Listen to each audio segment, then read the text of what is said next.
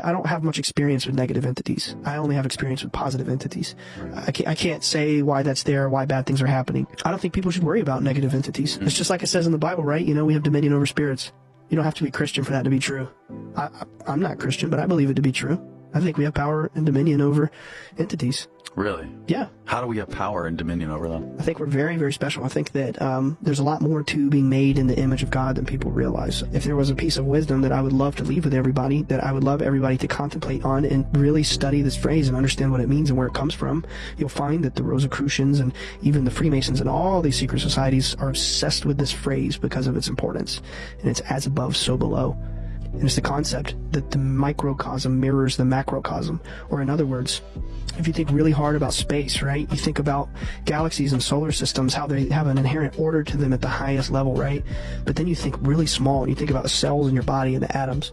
They have a similar order.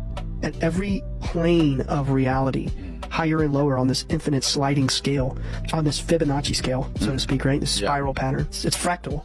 Reality is constantly fractal, all the way up and all the way down. And I believe that that is true in every dimension and in every plane. And I do believe that we are fractals of God, that we are all infinite sparks of God. It's like the ancient Hindus said, it's Indra's net, right? You have this one original consciousness, and it's shown as this net, and then you have a drop of dew on every intersection of the net, and the sun is shining on the water, and that sun is equally reflecting off every piece of dew. That's me and you. That's all of our consciousness reflecting. There's only one light. Right? It's God. It's the mind. It's the universe, whatever. You call it whatever you want to call it. We said this in the beginning. It doesn't really matter so much how you believe it.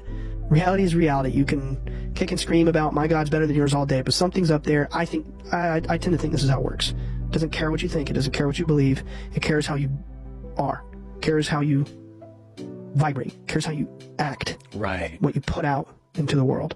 But anyway, so yeah, so I think that we are reflections. I think the material world is only a mere reflection of the higher eternal world. Another example of this, Plato, most famous philosopher of all time, he had a whole story about it called the allegory of the cave. Yep. He's like, imagine you're in a cave and the sun is shining in the cave. The sun represents the eternal reality. It's invisible, so to speak, but also like it's kind of the source of light. It's symbolized by the sun. It's shining into the cave. Me and you are in the cave. We see the shadows on the wall. Me and you, we live here in the cave, symbolizing, material reality. We think the shadows are the real thing, but really it's out there in another dimension, or outside of the cave, right? And it's like you have all these different stories around the world basically saying like, this is the illusion, there is something real, there's something else. There's something else that's not the illusion. We are in the illusion. Or as the Hindus would say, we are all in the dream of Brahma. We're in the mind of God. Or as the Hermetists and the Rosicrucians would say, the universe is simply the mind of God, and we're each a thought in it. Okay, so the question